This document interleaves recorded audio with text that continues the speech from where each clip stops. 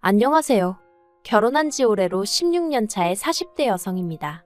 최근에 어머님 때문에 남편과 따로 살게 되었는데 생각보다 훨씬 편해서 어머님께 감사해야 하나 싶어요. 정말 살다 보니 별일을 다 겪네요. 남편하고는 제 나이 26살에 사촌오빠의 소개로 만났습니다.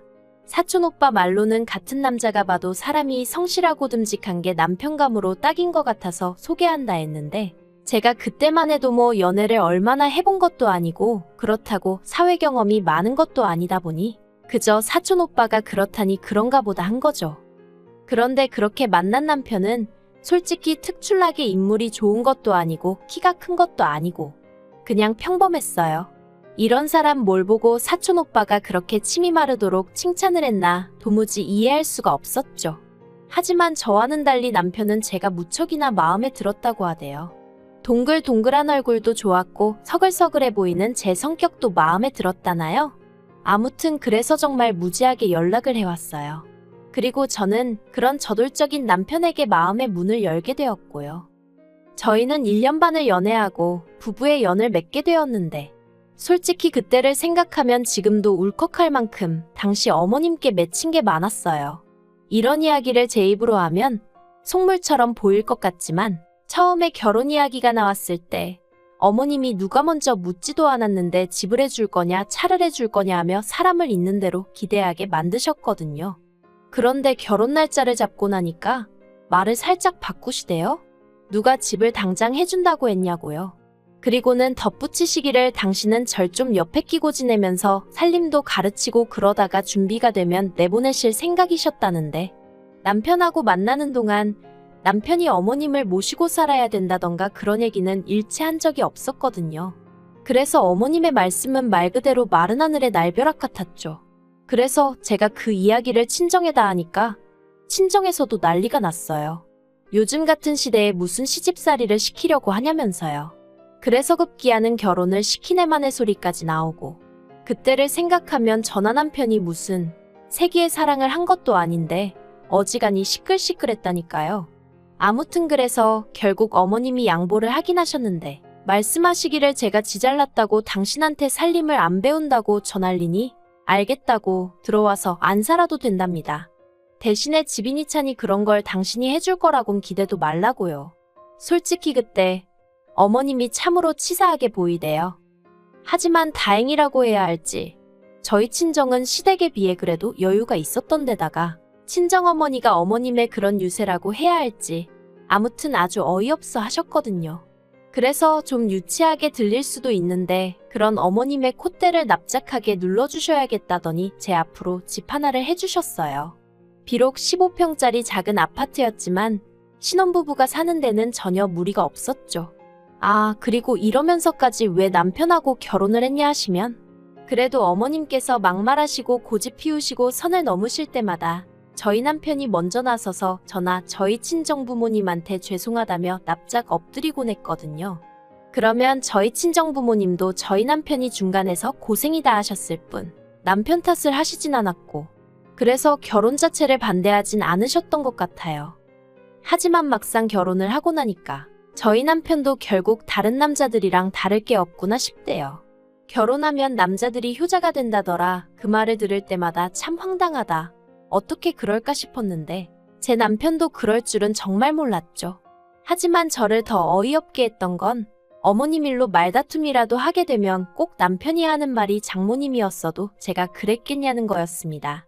게다가 어머님은 결혼 전에는 당신한테 아무것도 바라지 말라면서 큰 소리를 치시더니 정작 결혼하고 나니까 왜 이렇게 저한테 바라시는 게 많던지요. 정말이지 수많은 크고 작은 갈등들 중 무슨 이야기를 하는 게 좋을까 싶은데 그래도 제가 정말 어머님하고는 못 살겠다고 생각하게 됐던 건 저희 애가 초등학교 2학년 때였을 거예요. 어머님이 빙판에서 넘어지시면서 발목뼈에 금이 갔다고 그래서 이제 임시방편으로 저희 집에 오시게 되었거든요. 그리고 여기까지는 저도 불편하겠다는 생각은 했어도 불만은 없었습니다. 병원에서도 길어야 3달이면 될 거라고 했으니까 3달 동안 자식된 도리만 하면 된다 싶었죠. 그런데 이게 웬걸. 3달이 아니라 4달 5달이 넘어가는데도 걸핏하면 발목이 욱신거린다, 한 걸음도 못 걷겠다 하시며 도통 당신 집으로 돌아가실 생각을 안 하시는 거예요. 그리고 그렇게 아프다는 양반이 어째서 저만 출근했다 하면 집을 싹 다 뒤집어 놓는 건지. 저 솔직히 어머님을 저희 집에 모시고 올 때 살림이니 뭐니 도와주셨으면 하는 마음? 정말 쥐꼬리만큼도 없었습니다. 아니 오히려 제발 아무것도 건들지 않으셨으면 하는 게 솔직한 심정이었지요. 이게 어떤 사람한테는 별일 아닐 수도 있지만 어디서부터 말해야 할까요? 한 번은 퇴근하고 집에 왔는데 어머님이 베란다에서 브루스타에 들통 올려놓고 남편 속옷이며 제 속옷이며 마음대로 안방 서랍장에서 꺼내다가 삶고 계셨고요. 근데 또 이게 하얗게 되는 게 아니라 원단이 면이 아닌 것도 있다 보니 색이 빠져서 빨기 전보다 더 칙칙해지질 않나? 부탁을 드린 것도 아닌데 제가 제 블라우스들 드라이해 입는 걸 보곤 돈 낭비한다며 한 소리 하시더니 그걸 기어이 손빨래를 하셔서는 옷감을 다 망가뜨려 놓질 않나? 또 찬장은 왜 걸핏하면 뒤집어 엎으셔서는 그렇게 참치멸라면이며 먹으면 암 걸린다고 남한테 퍼주시기 일쑤셨죠. 게다가 정말 화가 났던 건 저희 딸이 아토피가 있는데 그게 집이 더러워서 그런 거라며 화장실엔 락스를 들이부어 놓으시고 미세먼지가 그렇게 많은 날에도 하루 종일 창문을 열어두시고 말하자면 정말 끝도 없어요. 그래서 결국 보다 못한 제가 어머님께 제 물건이 고살림이고 제발 손 좀 대지 마시라고 다 망가뜨려 놓고 계신다고 한마디 했거든요. 그랬더니 남편이 대뜸 어머니가 좋은 마음으로 해주시다가 실수 좀 할 수 있는 거 아니냐면서 장모님이었어도 이렇게 냉정하게 말할 거냐길래 우리 엄마였으면 애시당초 남의 물건에 손 안 댄다고 소리를 찔렀더니 어머님은 어머님대로 그래 니 애미 잘나서 좋겠다 그리고는 우시질 않나. 정말이지 그때를 생각하면 진짜 지금도 치가 떨려요. 아무튼 그런 식으로 반년이 되도록 도통 당신 집에 가실 생각을 안 하셔서 결국 제가 어머님한테 대놓고 언제까지 내려가시라고 했어요. 병원에서도 뼈다 붙었다는데 뭐가 문제겠냐고 이제 집 좀 비워달라 했죠. 그러자 어머님이 내가 내 아들 집에 반년을 있건 1년을 있건 무슨 상관이냐며 아주 눌러앉을 기세로 나오시길래 이 집 저희 결혼할 때 저희 친정에서 안 도와주셨으면 없었을 집이라고. 그러니 아들 집 아니고 제 집이라고. 저도 어머님 마냥 생색 좀 냈어요. 그랬더니 어머님이 꼴 같잖네 어쩌네 저한테 한바탕 욕을 퍼부으시고 당신 집으로 내려가시대요. 그리고 이때의 일로 어머님과 제 사이는 틀어질 대로 틀어져 있었어요. 남편도 결혼 전에는 그래도 중재자 역할을 좀 할 듯한 눈치더니 결혼 후에는 오로지 어머님 편이었고요. 그래서 남편과 제 사이도 솔직히 영 좋지만은 않았습니다. 말이 나와서 말인데 남편은 제가 수더분해서 좋았는데 어머님에 관한 일이면 완전 다른 사람처럼 나온다며 가끔은 저한테 속은 기분이 든다 했어요. 그래서 제가 누가 할 소리를 하냐 했습니다. 나야말로 당신이 늘 나를 우선으로 생각할 줄 알았더니 그렇게 엄마 타령할 거면 어머님하고 둘이 살지 왜 결혼하자고 나를 꼬드겼냐고. 네, 저도 조금도 져줄 마음이 없었죠. 그러다 올봄 어머님 생신이었어요. 사실 남편은 며칠 전부터 생일상을 차려드리자고 어머니가 앞으로 제 생일상을 몇 번이나 더 받아보시겠냐며 헛소리를 해댔거든요. 그래서 제가 어머님 아직 70도 안 되셨는데 무슨 소리를 하는 거냐고 어디 가서 어머님 언제 가시나 날이라도 받아왔냐 한마디 하니까 저더러 왜 말을 그따위로 하냐면서 아주 노발대발을 하대요. 그래서 제가 그런 거 아니면 이상한 소리에서 사람 열불나게 하지 말라고. 그리고 당신 말대로 어머님 생일상 몇 번 못 받아보실 것 같으면 아들이 돼서는 직접 할 생각을 하라고. 그게 의미가 더 있지 않겠냐고 하니까 지도 더는 할 말이 마땅치 않았는지 입 딱 다물고 있더니 결국 당일날 어머님 모시고 나가서 외식하자고 하더라고요. 그래서 어머님하고 저희 부부 그렇게 셋이 만났습니다. 그런데 그 자리에서 어머님이 대뜸 당신 친구분들 이야기를 꺼내셨어요. 어머님이 말씀하시길 당신 친구분들 중에 혼자 사는 사람은 아무도 없답니다. 다들 자식들이 지들 집으로 가자 하여 아들, 딸 집에서 편하게들 산다고요. 그리고는 계속 이어나가시길 앞만 봐도 어머님 아들이 당신 친구들 자식들보다 못한 데가 없는데 자기만 왜 이러고 살아야 하냐며 요샌 시어머니랑 며느리가 모녀마냥 어디도 같이 가고 뭐 맛있는 것도 먹고 하던데 왜 저는 그런 거 하자 소리도 안 하냐는 거예요. 저 진짜 물 마시다가 그대로 뿜을 뻔했어요. 제가 왜요? 소리가 목구멍 끝까지 올라왔죠. 그런데 어머님이 기어이 그러니 당신도 저희랑 사셔야겠단 말씀을 꺼내셨습니다. 집에 혼자 있으니 우울증도 오는 것 같고 만사가 귀찮고 힘들어 죽겠다 하시면서요. 그리고 저는 당연히 싫다고 했어요. 어머님이 합가라는 단어만 열댓 번은 말씀하신 것 같은데 한 번도 생각해보겠다던가 좋단 소리는 죽어도 안 했죠. 불편할 것 같아요. 저 어머님하고 얼굴 붉히기 싫어요. 돌려 말하긴 했어도 제 딴엔 최대한 거절을 했네요. 그런데 남편이 문제였어요. 남편은 어머님이 말씀을 하시는 내내 맞아요. 어머니 힘드시죠? 자식이 돼서는 진작에 챙겨드리질 못해서 죄송해요. 그딴 소리나 하고 있었거든요. 그러니 어머님은 그런 남편의 반응에 더 기가 사셔서는 보고 있는데 이건 무슨 둘이서 만담을 하는 것도 아니고 우습더라니까요. 아무튼 그렇게 집에 돌아와 저는 남편에게 합가는 절대 못한다고 못을 박았습니다. 몇 년 전 그 악몽 같은 기억이 생생한데 무슨 합가냐고 차라리 당신이 어머님 집에 가서 살라 했죠. 그랬더니 남편이 저더러 말이 되는 소리를 하라며 짜증을 내는 거예요. 그리고는 또 장모님이 그러셔도 그러겠냐는데 친정엄마랑 시어머니랑 같냐고 제가 소리를 질러버렸어요. 그리고는 우리 엄마는 나 힘들게 하는 일은 안 해 하니까 남편이 그러면 뭐 자기 어머니는 저를 일부러 힘들게 하냐면서 저더러 싸가지가 있네 없네. 그렇게 한참을 똑같은 소리만 해대며 싸웠습니다. 그러다 제가 그러면 그냥 근처에 전세라도 얻어드려 했더니 생활비가 2배로 나온다면서 그게 무슨 돈 낭비냐 그러대요. 그래서 제가 남편더러 전세까지가 내가 양보할 수 있는 최선이라고. 그것도 싫으면 뭐 방법 없는 거지 하고 자리에서 일어나 버렸습니다. 그런데 진짜 남편이 정신줄을 놓기라도 했는지 그 대화를 하고 일주일도 안 되었는데 퇴근에 집에 도착하니 어머님이 와 계시더라고요. 현관에서 어머님 신발 발견하고 거실에서 TV 보는 어머님 모습을 보자마자 정말이지 저. 하마터면 소리라도 지를 뻔했다니까요. 제가 부들부들 떨리는 마음을 가라앉히며 어머님 여긴 어떻게 오셨어요 하니까 내 아들이 데리고 왔다. 이제 여기서 지낼 거다 하시는데 왜 드라마 보면 회장들이 열받을 때마다 뒤통수 잡고 쓰러지잖아요?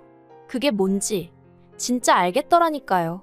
그리고 아니나 다를까 어머님은 또다시 당신 입맛대로 제 살림에 손을 대기 시작하셨어요. 다만 차이가 있다면 이제는 어디가 아프신 것도 아니고 아예 같이 살게 되었다고 생각하셔서인지 아주 대놓고 온갖 걸 다 참견을 하셨다는 거예요. 심지어 왜 수건을 이렇게 접냐? 저렇게 접어야지. 그리고 음식도 어머님이 어찌나 타박을 하시는지 마음 같아선 그러면 어머님이 전부 다 직접 해드셔라 하고 싶었지만 딸애를 생각하면 그럴 수도 없고 게다가 저희 집에 화장실이 2개 있는데 꼭 거실에 있는 화장실을 안 쓰시고 안방 침실에 딸린 화장실을 쓰셔야겠다며 새벽에도 벌컥 방문을 열고 들어오시기 일쑤셨죠. 그러니까 남편은 어머님이랑 짝이라도 한 건지 우리도 불편하니까 아예 안방을 어머님께 내드릴까 하는 소리나 하고 앉았고 그렇게 한 보름쯤 당했더니 이렇게는 죽어도 못 살겠다 싶은 거예요. 그래서 부동산에 갔어요.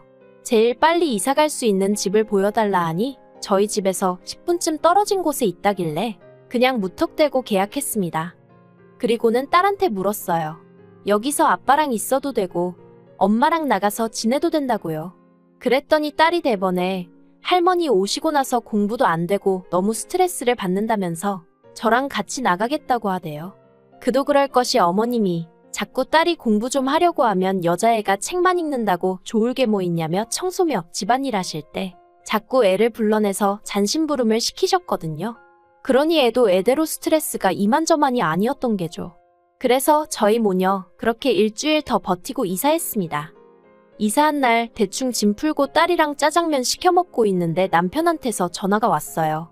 저더러 집에 언제 오냐고 어머님이랑 자기랑 배고파 죽겠다고요.